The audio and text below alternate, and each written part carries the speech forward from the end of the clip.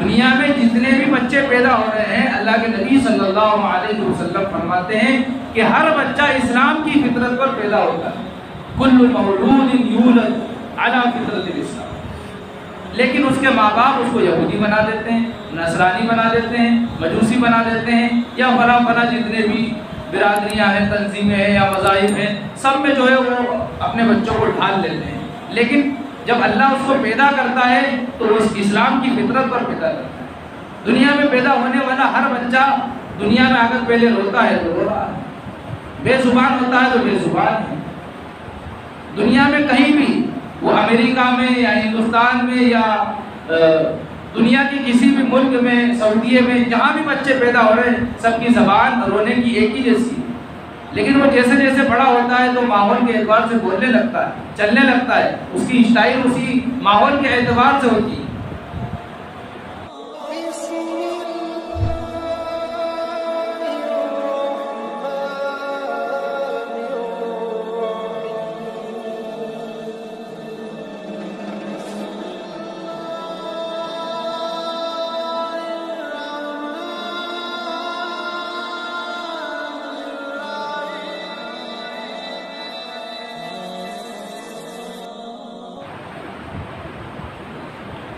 بسم اللہ الرحمن الرحیم،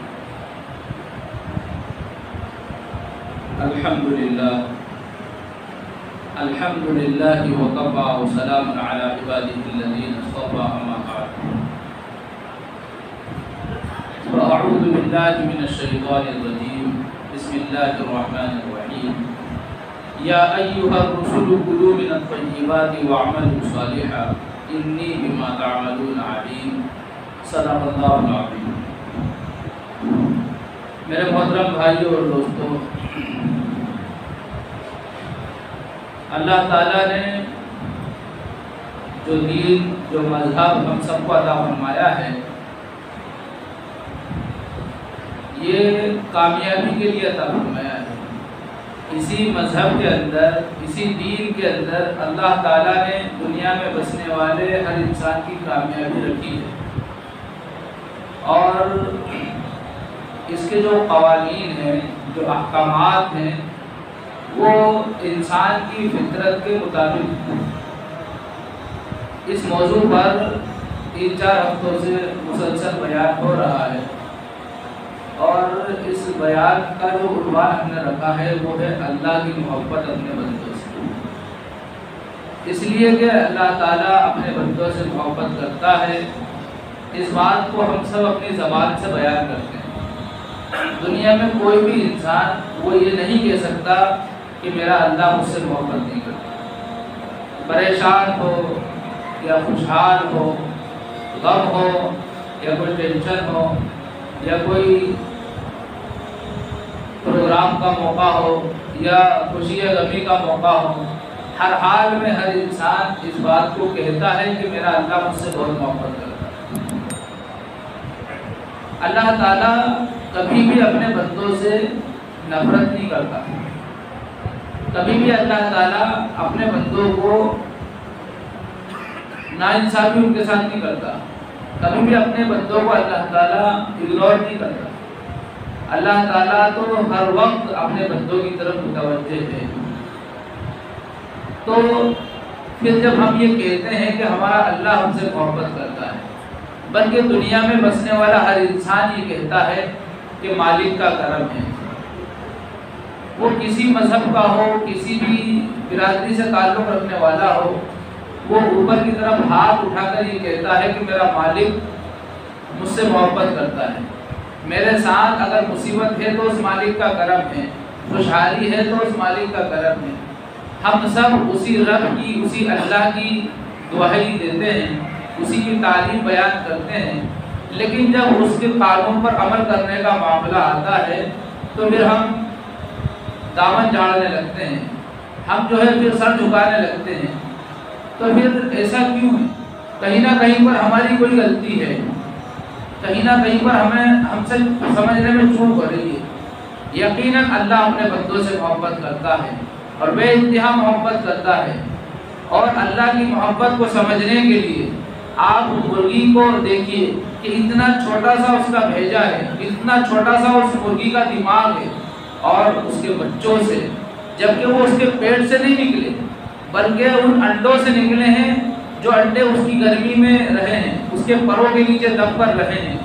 کسی بھی مرغی کا انڈا ہو، اس کے نیچے اگر رکھ دیا ہے تو 20-21 دن کی جو ایک متعینہ مدت ہے، اس مدت کے درمیان جب بچے اس سے نکلتے ہیں تو اللہ تعالیٰ ایسی محبت ان بچوں کے تعلق سے ڈال دیتا ہے کہ وہ کتے کے پیچھے بھی دوڑتی ہے، بلی کے اوپر بھی جھپٹ جاتی ہے۔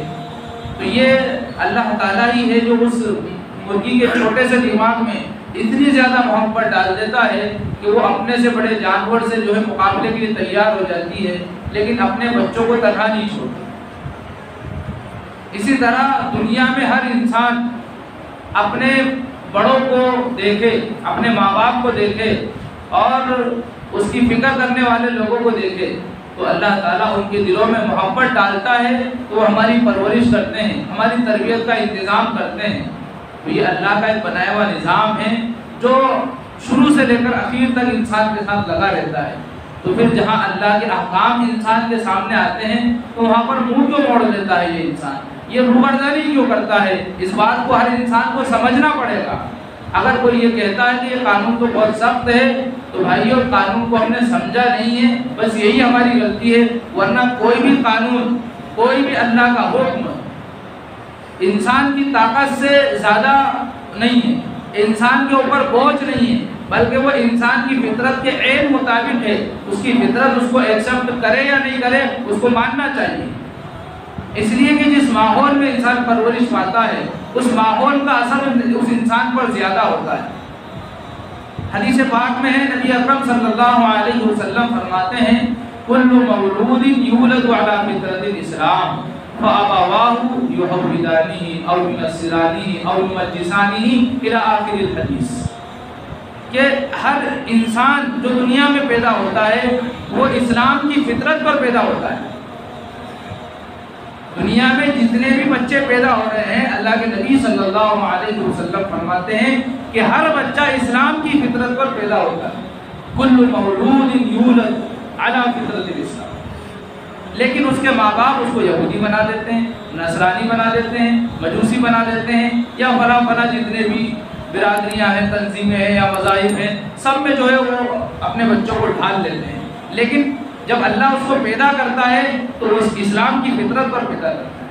دنیا میں پیدا ہونے والا ہر بچہ دنیا میں اگر پہلے روتا ہے تو رو رہا ہے، بے زبان ہوتا ہے تو بے زبان ہے۔ دنیا میں کہیں بھی، وہ امریکہ میں یا ہندوستان میں یا دنیا کی کسی بھی ملک میں، سعودیہ میں، جہاں بھی بچے پیدا ہو رہے ہیں سب کی زبان رونے کی ایک ہی جیسی ہے، لیکن وہ جیسے جیسے بڑا ہوتا ہے تو ماحول کے اعتبار سے بولنے لگتا ہے، چلنے لگتا ہے، اس کی اسٹائل اسی ماحول کے اعتبار سے ہوتی ہے۔ اسی طرح انسان، سب کے ہاتھ، سب کی آنکھیں، سب کا دو کان، سب کا ایک جیسا منہ، تو اللہ تعالیٰ یعنی بنانے والا ایک اللہ ہے، تو سب کو ایک ہی فطرت پر وہ پیدا کرتا ہے، لیکن ماحول اس کو اپنے سانچے میں ڈھال دیتا ہے۔ تو اس وجہ سے وہ اللہ کے قانون کو سمجھنے میں غلطی کرتا ہے، تو یہ اس انسان کی غلطی ہے، اس قانون بنانے والے اللہ کی غلطی نہیں ہے۔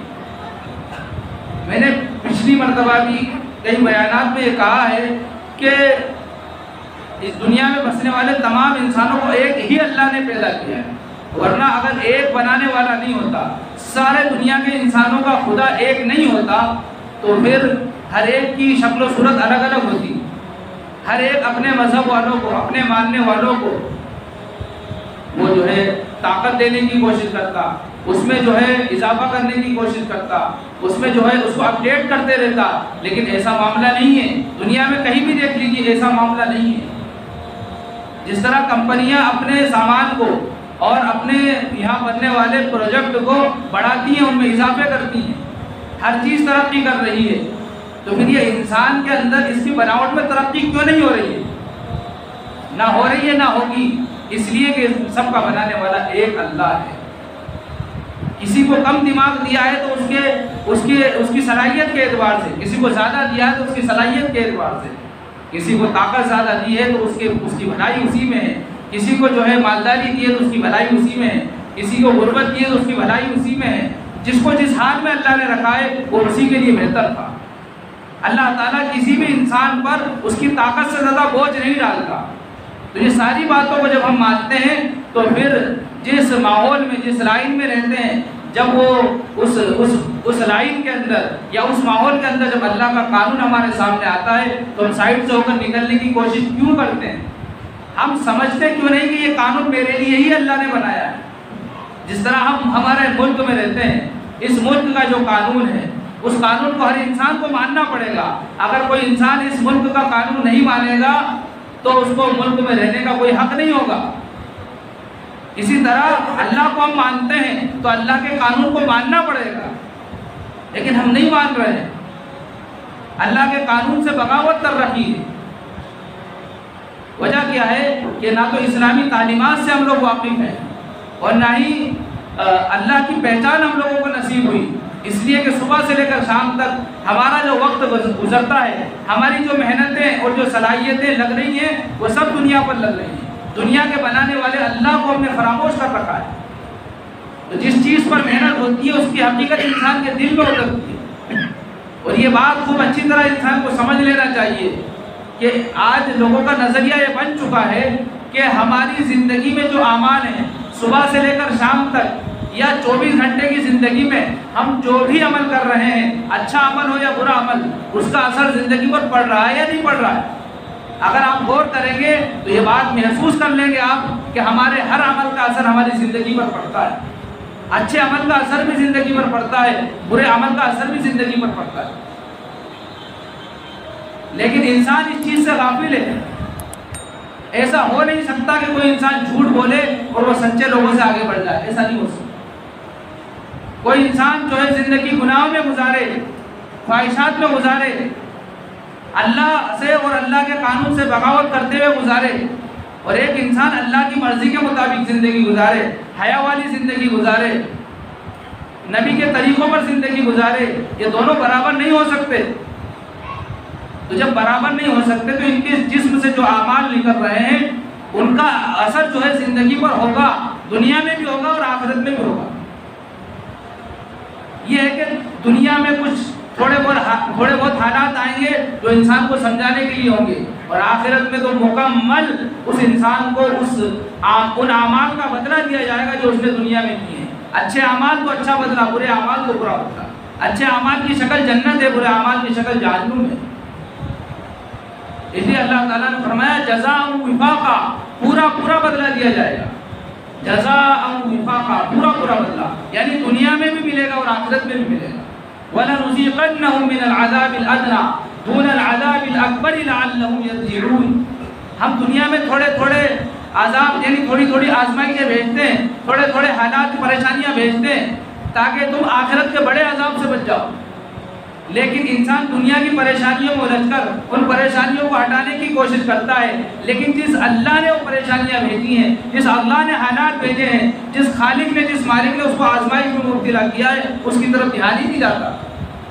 تو اس کا نتیجہ یہ ہوتا ہے کہ انہی حالات کو صحیح کرنے میں انسان لگا رہتا ہے یہاں تک کہ انہی کا ہو کر رہ جاتا ہے اور انہی حالات کو درست کرتے ہوئے اس کی موت آ جاتی ہے. دور گمراہی میں جا پہنچتا ہے، اللہ کی کبھی یاد ہی اس کو نہیں آتی. یہ اللہ کا ضابطہ ہے. اللہ تعالیٰ نے نبیوں کے واقعات سنا کر، نبیوں کے قصے سنا کر قیامت تک آنے والے انسانوں کو یہ بتلا دیا کہ جب اللہ کی طرف سے پکڑ آتی ہے تو دنیا بھی کسی اسباب کی کمی کی وجہ سے نہیں آتی، دنیا میں پیچھے رہنے کی وجہ سے نہیں آتی.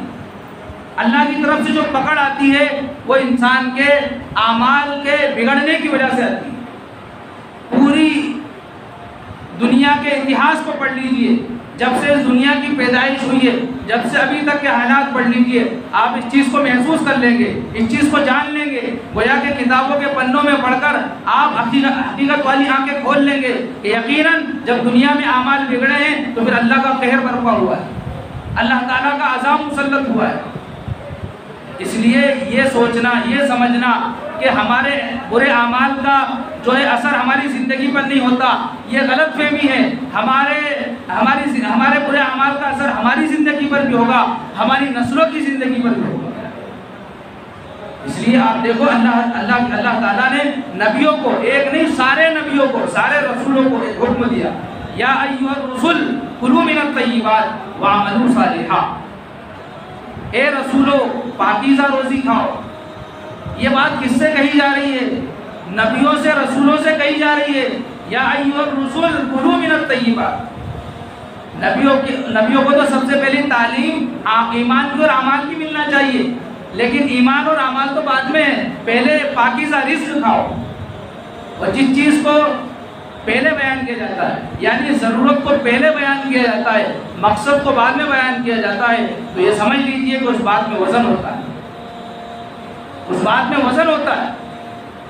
ایک انسان کو آپ سودا لینے کے لیے بازار میں پہنچائیں تو وہ مقصد ہے سودا لے کر آنا، لیکن ضرورت ہے کہ کس چیز سے جائے گا، تو ضرورت کی پہلے بات ہوتی ہے، اس لیے کہ جب تک ضرورت کا سامان مہیا نہیں ہوگا مقصد تک نہیں پہنچ پائے گا۔ ایک انسان سے آپ کہیں کہ آپ کو جو ہے کویت میں جا کے نوکری کرنا ہے، ٹھیک ہے کر لیں گے، صلاحیت بھی ہے، علم بھی ہے، ساری مہارتیں اس کے پاس ہیں، لیکن جانے کے لیے تو سامان تیار کرو، ویزا پاسپورٹ کو تیار کرواؤ، اس کی لائن تو بنواؤ، جب جا کے وہ انسان وہاں جائے گا۔ تو ضرورت کو پہلے بیان کیا ہے، اس لیے کہ یہ ضرورت اگر پوری نہیں ہوئی، ان ضرورت کے سامان مہیا نہیں کیے گئے تو پھر انسان مقصد تک نہیں پہنچ پائے۔ خوب اچھی طرح سمجھ لو اس بات کو۔ اللہ تعالیٰ نے قرآن کریم میں پہلی سورۃ الفاتحہ، اس میں فرمایا ایاک نعبد، بندوں سے کہلوایا، کہو ایاک نعبد، ہم تیری ہی عبادت کرتے ہیں، وہ ایاک نستعین، اور تجھی سے مدد مانگتے ہیں۔ یہ جو ایاک ہے، ایاک کے معنی ہیں تجھی سے۔ عربی گرامر کے اعتبار سے اگر دیکھا جائے تو یہ جو کاف ہے بعد میں آنا چاہیے، اور ایاک لانے کی ضرورت نہیں تھی۔ نعبدو کا ہم تیری عبادت کرتے ہیں، نعبدو کا اس کے معنی ہم تیری عبادت کرتے ہیں، تو پھر ایاک لائے اور وہ بھی شروع میں لے کر آئے، تو تاکید اور بہت زیادہ تاکید کے ساتھ یہ بات بندوں سے کہلوائی کہ کہو کہ ہم تیری ہی عبادت کرتے ہیں۔ عبادت کرتے ہیں تیری یہ نہیں کہا، بلکہ تیری ہی، یعنی اللہ کی ذات کو پہلے تسلیم کروایا کہ مانو کہ عبادت کس کی کر رہے ہو، اللہ کی، تو اس کا لفظ اس کا ذکر پہلے کرو، تیری ہی، عبادت کو بعد میں۔ عبادت مقدم ہے یا تجھے ماننا پہلے مقدم ہے؟ ارے ہم نے مان لیا نا اللہ کو، تو اب پہلے کیا چیز ہے؟ پہلے اب عبادت ہے۔ یہ اس انسان کے لیے جو اللہ کو نہیں مانتا، جو بھی اسلام میں داخل نہیں ہوا، اس سے کہا جائے گا کہ پہلے اسلام قبول کرو پھر عبادت کرو۔ ہم تو خاندانی مسلمان ہیں، ہم تو پیدائشی مسلمان ہیں، ہم تو اللہ کو پہلے سے مانتے ہیں۔ اور پھر یہ حکم کن کو دیا گیا؟ صحابہ اکرام کو دیا گیا جو اسلام میں داخل ہو گئے، یا سمجھ لیجئے مجموعی طور پر دیا گیا حکم۔ تو کیا پھر اسی زمانے کے لوگوں کے لیے قرآن تھا؟ قیامت تک آنے والے ہر انسان کے لیے قرآن ہے۔ کیا لفظ، کیا بلاغت اور فصاحت اللہ تعالیٰ نے بیان فرمائی۔ کاش کہ عربی کا ذوق رکھنے والے لوگ پیدا ہوں، عربی کو سیکھنے والے لوگ پیدا ہوں، تاکہ پتہ چلے کہ قرآن میں اللہ نے کیا خزانے چھپا رکھے، کیا قیمتی ہیرے اللہ نے قرآن کے اندر چھپا رکھے۔ جب انسان کو ایک لفظ کی حقیقت پتہ چلتی ہے تو پھر اس کے پڑھنے میں، سننے میں، بولنے میں ہر ایک میں مزہ آتا ہے۔ مسلمان سے، ایمان والے سے بھی یہ کہا جا رہا ہے کہ پہلے اللہ کی ذات کو تسلیم کرو پھر عبادت کرو، اور تاکید کے ساتھ، حصر کے ساتھ کہ تیری ہی عبادت کرتے ہیں۔ عبادت پہلے ہونا چاہیے تھی، اس کو بعد میں پہلے اللہ کی ذات کو تسلیم کروایا۔ تو ضرورت کو مقدم کرنے کی وجہ یہ ہوتی ہے کہ اس بات میں مضبوطی آ جائے، اس بات میں تاکید آ جائے، حصر اس کے اندر آ جائے۔ تو مطلب یہ ہوگا کہ اب تیرے علاوہ کسی کی عبادت نہیں کریں گے، تیرے علاوہ کسی کا آگے نہیں جھکیں گے، وہ ایاک نستعین، اور تجھ ہی سے مدد مانگتے ہیں اور مانگتے رہیں گے۔ یہ انسان کا بنیادی عقیدہ ہے۔ مفسرین نے لکھا ہے اذا سألت فاسأل اللہ واذا استعنت فاستعن باللہ، کہ اگر سوال کرو تو صرف اللہ سے سوال کرو، مدد مانگو تو صرف اللہ سے مدد مانگو، اگر تمہارے جوتے کا تلا ٹوٹ جائے تو وہ بھی اللہ سے مانگو۔ کتنی تاکید کی جا رہی ہے، کتنی تاکید نبی صلی اللہ علیہ وسلم بیان فرما رہے ہیں۔ یہاں تک کہ صحابہ کرام کے واقعات لکھے ہیں، کتابیں پڑھی، حیات الصحابہ کے اندر لکھا ہے کہ اپنے غلام سے اس بات کو کہنا گوارا نہیں ہے کہ میرا کوڑا اٹھا کر دے دے، بلکہ خود اترتے کوڑا اٹھا دے، اس لیے کہ کہیں اس میں شرک نہ ہو جائے۔ حالانکہ یہ وہ شرک نہیں ہے، اس کو شرک میں داخل نہیں کیا جائے گا، بھئی یہ تو ایک انسان سے مدد مانگ رہا ہے وہ، لیکن صحابہ کرام نے اس درجے اہتمام کیا، اس درجے اس بات کو جو ہے اپنی زندگیوں میں داخل کیا کہ سواری پر بیٹھے ہیں، نیچے کوڑا گر گیا تو اپنے غلام اور خادم سے یہ بھی نہیں کہہ رہے ہیں کہ مجھے کوڑا اٹھا کر دے دو، بلکہ خود اتر رہے ہیں اور کوڑا اٹھا رہے ہیں۔ اتنی بھی مدد کسی سے نہیں مانگی۔ آج دنیا میں ہر ایک کے ہاتھ دوسرے کے آگے پھیلے ہوئے۔ سوال کا دروازہ جب انسان کھولتا ہے تو حدیث میں نبی فرماتے ہیں کہ اللہ فقر کا دروازہ، غریبی اور مفلسی کا دروازہ اس کو اوپر کھول دیتے ہیں۔ اور جب تک بندہ اللہ سے مانگتا رہتا ہے، اللہ سے مانگتا رہتا ہے، تو تھوڑی دیر اویر ضرور ہو جائے لیکن اس کو ملتا ضرور ہے۔ اس کا یہ مطلب نہیں ہے کہ اللہ کے پاس کچھ ہے نہیں۔ اللہ جو دیر سے دیتا ہے وہ اس لیے دیتا ہے کہ بندہ یقین کے ساتھ مانگ رہا ہے کہ ایسے ہی سب مفتی صاحب کے بیان میں سن لیا تو چلو دیکھ لیتے ہیں مانگ کر، ایسے لوگوں کو کبھی نہیں ملے گا جن کو اللہ کی ذات عالی سے ہونے کا یقین ہے، اور جو اللہ سے مانگتے رہتے ہیں، جب وہ اس بات کا ثبوت دے دیتے ہیں کہ اللہ دے گا جب بھی مانگیں گے، نہیں دے گا جب بھی مانگیں گے، تو پھر اللہ تعالیٰ ان کی ضرورتوں کو پورا کرتا ہے، ان کا کفیل بن جاتا ہے اللہ تعالیٰ جو لوگ اللہ سے مانگتے ہیں۔ تو بہرحال نبیوں کو پہلے کیا حکم دیا؟ پاکیزہ رزق کھاؤ، پاکیزہ رزق کھاؤ، یا ایھا الرسول کلوا من الطیبات۔ اب آگے کہا جا رہا ہے وَاعْمَلُوا، یا ایھا الرسول کلوا من الطیبات وَاعْمَلُوا صالحا، وَاعْمَلُوا صالحا۔ اب بعد میں کہا جا رہا نیک اعمال کرو۔ اگر کوئی انسان حرام کاری میں مبتلا ہے، حرام غذا پیٹ میں جا رہی ہے، تو خوب اچھی طرح سن لو کہ ابھی اس کو اعمال صالحہ کی توفیق نہیں ہوگی۔ نمازیں کیوں چھوٹ رہی ہیں؟ ارے جس مقصد کے لیے اللہ نے پیدا کیا ہے اس مقصد میں دل نہیں لگ رہا ہے۔ اللہ نے پیدا کیا ہے عبادت کے لیے، اور عبادت میں ہمارا دل نہیں لگ رہا ہے، اس کا مطلب کہیں نہ کوئی فالٹ ہے، کوئی کمی ہے جو ہم پوری نہیں کر رہے ہیں۔ اس پیٹ کو صاف کرو، اندرون کو صاف کرو۔ نماز پڑھنے آتے ہو تو منہ بھی دھو رہے ہو، کلی بھی کر رہے ہو، ناک بھی صاف کر رہے ہو، انگلیوں کا خلال بھی کر رہے ہو، اچھے سے مسل کر ہاتھ پیر کو دھو رہے ہو، ظاہر کو پاک کر رہے ہو۔ اگر جنابت کا غسل ہے تو غسل کر رہے ہو، اس کے بعد وضو بھی کر رہے ہو، اور اندر پیٹ میں حرام بھرا ہوا ہے۔ تو جس طرح ظاہر کو پاک کرتے ہو، اندرون کو پاک کرو، اعمال صالحہ کی توفیق ہوگی۔ پھر اچھے اعمال ہماری زندگیوں میں رونما ہوں گے، ہمارے جسم سے نکلنے والے اعمال اچھے ہوں گے۔ جب اعمال اچھے ہوتے ہیں تو پھر حالات اچھے ہوتے ہیں۔ لیکن پہلے ہی مرحلے میں جو ہے ہم جو ہے غلط کاری میں مبتلا ہیں۔ اللہ تعالیٰ کا قانون سمجھو، سائنسدانوں نے محنت کر کر کے کئی لوگوں کو اسلام میں داخل کر دیا، کئی لوگوں کو اسلام سمجھا دیا، اور خود اسلام کو ماننے والے بن گئے، اس لیے کہ انہوں نے قرآن پر ریسرچ کیا، قرآن پر تحقیق کی، تو اللہ نے اسلام کی دولت عطا فرما دی۔ لیکن جو خاندانی مسلمان تھے، جن کے باپ دادا مسلمان تھے، آج ان کو قرآن کے بارے میں کچھ بھی پتہ نہیں۔ کوئی مر گیا تو قرآن پڑھ لیا، کسی نے کوئی جادو کر دیا تو قرآن کا جو ہے تعویذ بنوا لیا، گھروں میں برکت کے لیے قرآن پڑھوا لیا، اور جس مقصد کے لیے قرآن نازل ہوا تھا اس مقصد تک پہنچے ہی نہیں۔ پہلا لفظ، پہلی آیت اللہ تعالیٰ بیان فرما رہے ہیں، الف لام میم ذالک الکتاب لا ریب فیہ ھدی للمتقین۔ یہ قرآن ہدایت کے لیے ہے۔ رمضان میں نازل ہوا تو رمضان کے جہاں فضائل بیان کیے گئے، جہاں قرآن کی فضیلت بیان کی گئی، وہاں پر مقصد کو بھی بتایا، شہر رمضان الذی انزل فیہ القرآن ھدی للناس۔ انسانوں کے لیے ہدایت ہے قرآن میں۔ ہدایت کا کیا مطلب ہے؟ ہدایت کا مطلب یہ ہے کہ مجھے جانا ہے، بھوپال جانا ہے، لیکن میں نے راستہ نہیں دیکھا، تو مجھے راستہ پوچھنا پڑے گا، تو راستہ قرآن بتائے گا۔ مجھے آخرت تک پہنچنا ہے، آخرت میں جنت تک پہنچنا ہے، مجھے اللہ کو پہچاننا ہے، اس کے لیے قرآن ہدایت کرے گا، قرآن رہنمائی کرے گا۔ ہدایت کا مطلب ہے قرآن ہاتھ پکڑ کر وہاں تک لے جائے گا۔